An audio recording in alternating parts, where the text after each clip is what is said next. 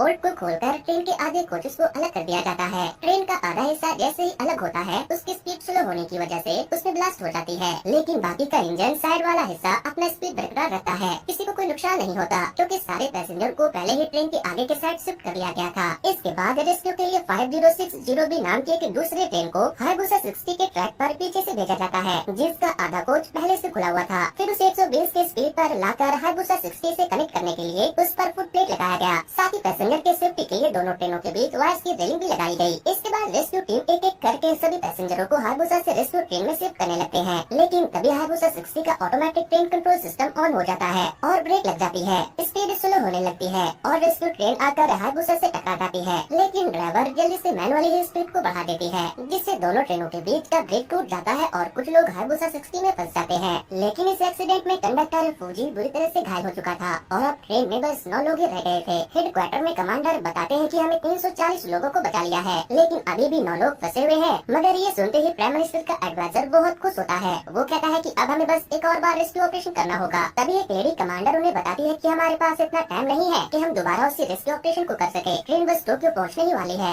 फिर यूजुकी अपने पेरेंट्स से बात करने के लिए दूसरे कोच में चली जाती है, जिसके बाद वो दूसरे कोच में जाकर अपने डैड को कॉल करती है और बताती है कि डैड, मैं हायाबुसा 60 में हूँ। यूजुकी के डैड कहते हैं कि बेटा ये वही लोग हैं जिन्हें मैंने मारा था, ये हमसे बदला लेने के लिए सब कर रहे हैं, तुम चिंता मत करो, मैं एक एक को ढूंढ कर मार दूंगा। इधर हेडक्वार्टर में प्राइम मिनिस्टर का एडवाइजर कहता है कि अगर धमाका टोक्यो स्टेशन पे हुआ तो पूरे जापान को बहुत बड़ा नुकसान होगा, इसीलिए हमें टोक्यो स्टेशन पहुंचने से पहले ही ट्रेन को रोक देना चाहिए। अगर इतने बड़े नुकसान से बचने के लिए हमें 9 लोगों की कुर्बानी देनी भी पड़ती है तो क्या फर्क पड़ता है। मगर कमांडर एडवाइजर की बात सुनते ही उसे मारने के लिए कूद पड़ते हैं, जिसके बाद कमांडर एक दूसरा प्लान बनाते हैं, जिसमें वो एक नया ट्रैक लगाकर हायाबुसा 60 को टोक्यो स्टेशन से बिना रुके आगे लेकर जाएंगे। इधर यूजुकी के डैड कहते हैं कि मैं उन कुत्तों को ढूंढ कर मार दूंगा, जैसे मैंने उन लोगों को पहले मारा था। जिस पर यूजुकी ने कहा कि आप उसे नहीं मार सकते क्योंकि एक आतंकवादी को मारना आपके बस की बात नहीं, क्योंकि वो आतंकवादी मैं हूँ, मैंने इस ट्रेन में बम लगाया। यूजुकी कहती है कि मैं आपके झूठे कहानियों से तंग आ चुकी थी, मैं जानती थी आपने उस बॉम्बर को नहीं मारा बल्कि उसने खुद अपनी जान ले ली। डैड चिल्लाते हैं कि क्या बकवास कर रही हो, तो वो कहती है कि मैं आपसे तंग आ चुकी हूँ, इसीलिए मैंने सब खत्म करने का डिसाइड किया। फिर वो अपने डैड से कहते हैं कि जरा पीछे मुड़कर तो देखिए। डैड जैसे ही पीछे मुड़ते हैं यूजुकी अपने डैड के साथ साथ पूरे घर को ब्लास्ट कर देती है। इसके बाद वो ट्रेन में बचे बाकी सभी लोगों के सामने जाकर उनके सामने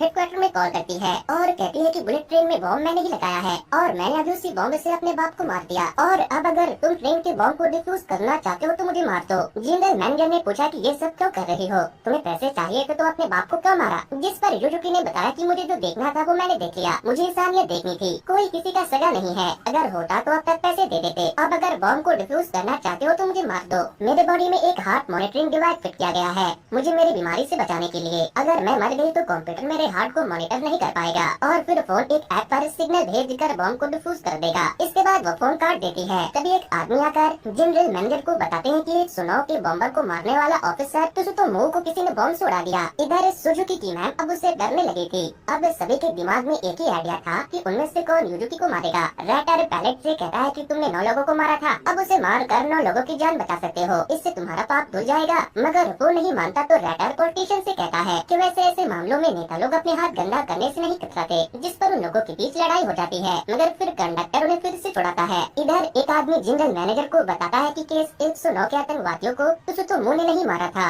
बल्कि आतंकवादियों ने पुलिस के हाथ लगने से पहले खुद को उड़ा दिया। लेकिन उस वक्त अधिकारियों ने अपनी नाकामी छुपाने के लिए और अपना नाम कमाने के लिए सभी से कहा कि तुसुतोमो ने उस आतंकवादी को मारा है। तभी जनरल मैनेजर को लगा कि इतने सारे बॉम्ब बनाना और उन्हें मॉनिटर करना एक अकेले स्कूली लड़की के बस की बात नहीं। इधर टोक्यो स्टेशन से थोड़ी दूरी पर ट्रैक एक्सट्रैक्शन का काम तेजी से शुरू कर दिया गया था ताकि ट्रेन टोक्यो स्टेशन पर बिना रुके आगे निकल सके। दूसरी तरफ एक ऑफिसर को यूजुकी का इंस्टाग्राम आईडी हैक करने के बाद उन्हें एक आदमी के बारे में पता चला जिससे यूजुकी बॉम्ब बनाने के बारे में बातें किया करती थी। उन्होंने जल्द उस आदमी के बारे में पता भी लगा लिया जो एक मैनिंग फील्ड में ब्लास्टर का काम करता था। जिसके बाद पुलिस की पूरी टीम मसतोशी नाम के उस आदमी के पास पहुंच गई और उसे पकड़ लिया। इधर ट्रेन में कंडक्टर फौजी ज्यादा खून बहने की वजह से बेहोश हो गया था, जिसके बाद कंडक्टर जाकर यूजुकी से कहते हैं कि उसे हॉस्पिटल ले जाना होगा, वो अच्छा इंसान है, प्लीज ट्रेन रुकवा दो। जिस पर उसने जवाब दिया कि उसके लिए मुझे मारना पड़ेगा, चलो जल्दी से मार कर मेरा काम तमाम कर दो। लेकिन कंडक्टर उसे कहते हैं कि नहीं, मैं ये हरगिज नहीं करूंगा। वहीं हेडक्वार्टर में जो कमांडर का दूसरा प्लान था, मतलब कि टोक्यो स्टेशन पर एक दूसरा ट्रैक लगाकर ट्रेन को टोक्यो स्टेशन से आगे लेकर चले जाने का, उसे प्राइम मिनिस्टर ने कैंसिल करवा दिया क्योंकि ट्रैक वक्त पे कंप्लीट नहीं होने वाला था। इसीलिए उन्हें अब ट्रेन को टोक्यो स्टेशन से पहले ही रोक देने का सख्त आदेश मिलता है, जिससे सभी का दिल पिघल जाता है। कमांडर भारी मन से ये खबर कंडक्टर को देते हैं और कहते हैं कि थोड़ी देर में हम ट्रेन का रोकने का आदेश देंगे। जिसके बाद कंडक्टर जाकर सीधे युजुकी का गला दबा देता है, लेकिन फिर वो उसे गले लगाकर रोने लगता है और उससे कहता है कि मैं ऐसा नहीं कर सकता। युजुकी भी बहुत रोती है जैसे वो भरी पड़ी थी।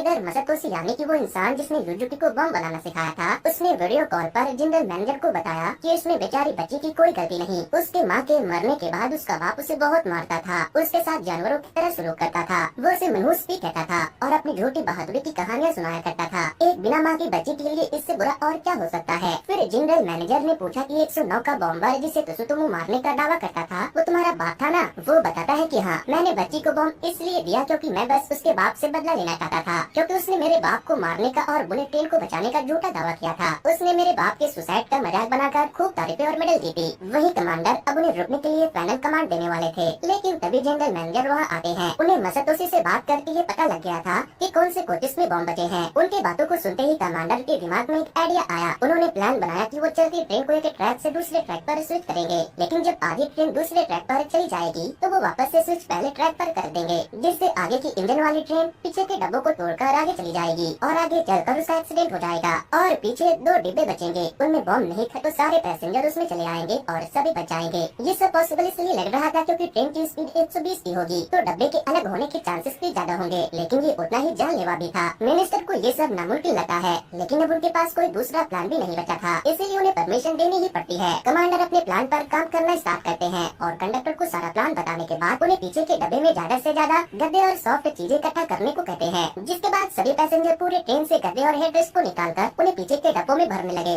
इसके बाद वो ड्राइवर से जाकर कहते हैं कि तुम ट्रेन के ऑटोमेटिक ट्रेन कंट्रोल सिस्टम को ऑन करके हमारे साथ चलो। दूसरी तरफ जहाँ ट्रेन का एक्सीडेंट होने वाला था वह एक्सीडेंट का इम्पैक्ट कम से कम करने के लिए सारा इंतजाम शुरू कर दिया जाता है। सभी लास्ट डब्बे में आ गए थे। युजुकी की मैडम उसे भी लास्ट डब्बे में ले आती है। इसके बाद सभी खुद को रस्सी से बांध लेते हैं। रास्ते में एक हॉल्ट पर सभी इंजीनियर स्विच को चेंज करने के लिए भी पहुंच चुके थे। सभी की नजर मॉनिटर पर थी। फिर जैसे ही ट्रेन वहां आती है वो लोग स्विच को नॉर्थ की तरफ करते हैं और जब आधी ट्रेन जितने में बॉम्ब लगी हुई थी वो ट्रैक के दूसरी तरफ चली जाती है तो वो जल्दी से स्विच से ट्रैक सीधी कर देते हैं, जिससे बीच का एक डब्बा दोनों ट्रेन के बीच घिसते हुए आगे जाता है और आगे के डब्बों से अलग होकर एक्सीडेंट हो जाता है। लेकिन इंजन के अलग होते ही उसमें ऑटोमेटिक ब्रेक लग गया और आगे चलकर उसमें ब्लास्ट हो गया, मगर पीछे के डब्बे जिसमें लोग थे वो घिसते हुए ट्रैक पर आगे बढ़ने लगी और उसका भी बहुत ही हैवी एक्सीडेंट हुआ और वो जाकर उन वाटर वॉल से टकरा गई जिसे उसे रोकने के लिए बनाया गया था। लेकिन इतने बड़े एक्सीडेंट के बाद उस ट्रेन में लोगों की बचने की चांसेस बहुत कम थी। रेस्क्यू टीम जब ट्रेन के पास जाते हैं तो उन्हें किसी की भी आवाज सुनाई नहीं देती, मगर जब वो ट्रेन को काट कर अंदर घुसते हैं तो वह सभी सही सलामत थे, जिससे कमांडर की जान में जान आती है। वो जल्दी से ट्रैक को ठीक करके बाकी के ट्रेनों की सर्विस वापस से शुरू करवाने का आदेश देते हैं। फूजी को हॉस्पिटल ले जाया गया और युजुकी को इन्वेस्टिगेशन ऑफिसर अपने साथ ले गए। फिर उन्होंने उसे रैडर का वो वेबसाइट दिखाया जिस पर 100 बिलियन यान लोगों ने डोनेट कर दिया था।